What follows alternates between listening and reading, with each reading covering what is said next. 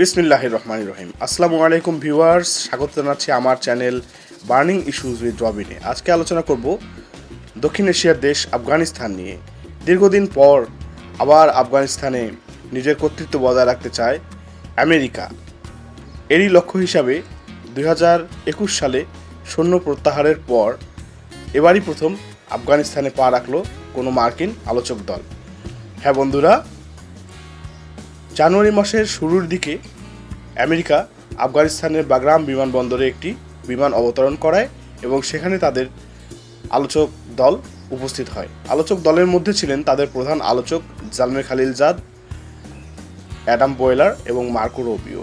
তারা অপহৃত মার্কিন নাগরিক জর্জ গ্লেসম্যানকে মুক্ত করার আলোচনার কথা বলে আফগানিস্তানে আসে। কিন্তু এখানে প্রশ্ন ওঠে, এখানে কি শুধুই জর্জ গ্লেসম্যানকে